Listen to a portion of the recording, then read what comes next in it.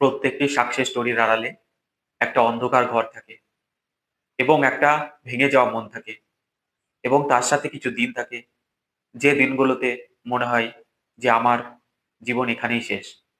তুমি যাকে দেখছো সে অলরেডি সিজিএল, সিএসএসএল, এমটিএস সমস্ত এক্সাম ক্লিয়ার করেছে।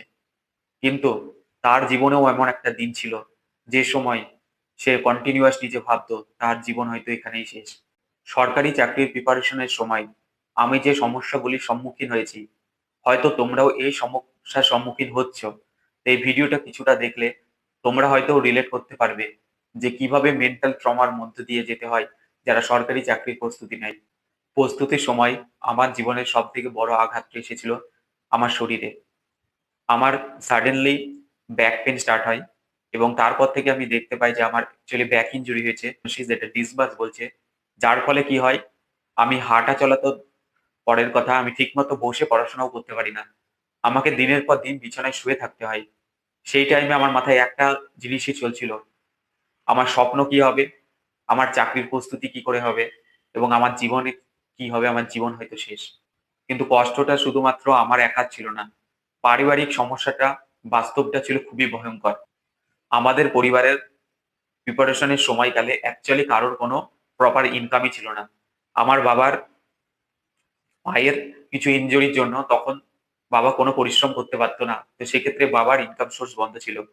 ওদিকে আমি, আমার ভাই যেহেতু কম্পিটিটিভ এক্সামের প্রিপারেশন নিচ্ছিলাম, তাই আমাদের টিউশন করে সে কম্পিটিটিভ এক্সামের প্রিপারেশন করতে হতো।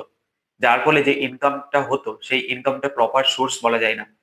সেই সোর্সে, সেই হালকা ইনকামে আমাদের মাথায় একটাই চিন্তা ঘুরতো, পরের দিন আমাদের সংসার কি করে চলবে? মানে আমার একটা মাথায় একটাই খেল আসতো।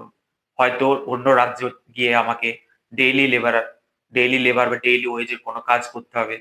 কিংবা আমাকে প্রচুর পরিশ্রম করে কম্পিটিটিভ এক্সাম ক্লিয়ার করে কোনো সরকারি চাকরি পেতে হবে। এই শারীরিক প্রবলেম, এই সাংসারিক দারিদ্রতা এবং প্রচুর অপমানের মধ্য দিয়েই আমি কম্পিটিটিভ এক্সামের প্রিপারেশন শুরু করি। এরপর যখন আমি এক্সাম দিতে স্টার্ট করি, তখন শুরু হয় আমার সবথেকে খারাপ সিচুয়েশন। আমি বারবার এক্সাম ফেল করতে থাকি।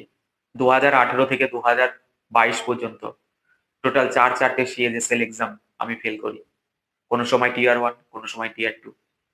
তারপর এমটিএস ২০১৮ থেকে ২০২১ পর্যন্ত সমস্ত এইচটিএস এক্সাম আমার ক্লিয়ার হয় না।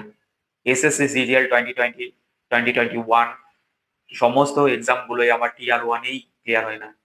এই সিচুয়েশনে আমার মনে হতো হয়তো জীবন আমার কাছে শেষ, আমার কোনো উপায়ই নেই। সিচুয়েশনের লড়াইটা আমার কিন্তু তখনই স্টার্ট হয়নি। আমার শুরু হয়েছিল চাইল্ডহুড, ছোটবেলা থেকে।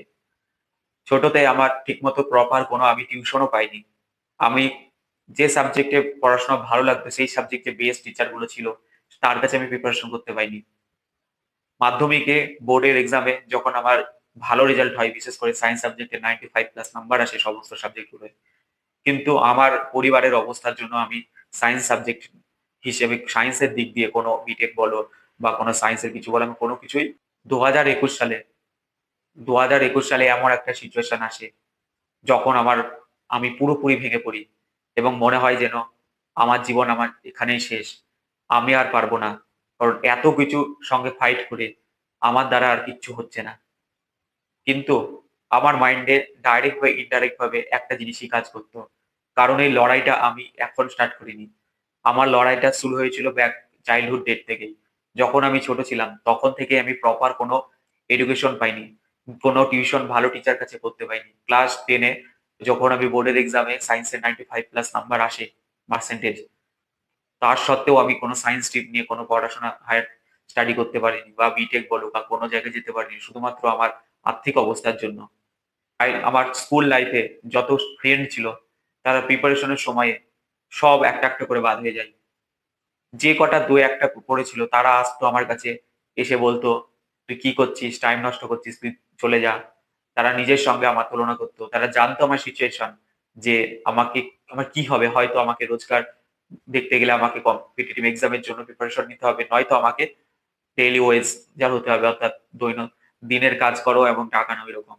কিন্তু আমার যে অবস্থাটা হয়েছিল ব্যাক পেইন এর, সেখানে আমি কোন লিভার দিয়ে কোন কাজ তখন করতে পারতাম না। তো ওখানেই আমার পুরোপুরি ব্লক হয়েছিলাম।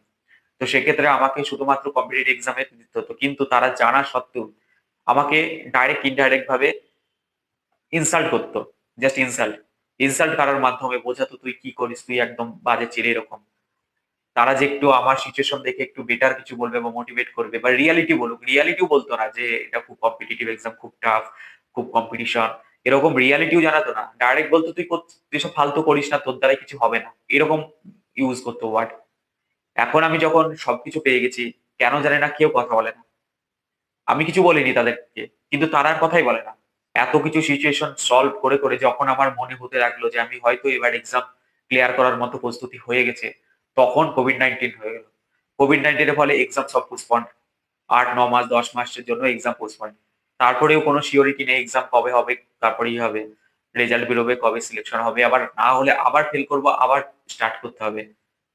এরপরে এই সমস্ত কিছুর সমাধান করে পাক্কা ৬ বছর এই যে মানসিক যন্ত্রণার মধ্যে দিয়ে আমি শেষ পর্যন্ত এসএসসি, সিজিএল, সিএলএসএল, এফডিএ সমস্ত এক্সাম ক্লিয়ার করি। আমি সিওর তুমি এতটা পর্যন্ত ভিডিওটা দেখেছো, তার মানে তোমার সিচুয়েশনও খুব একটা ভালো নয়।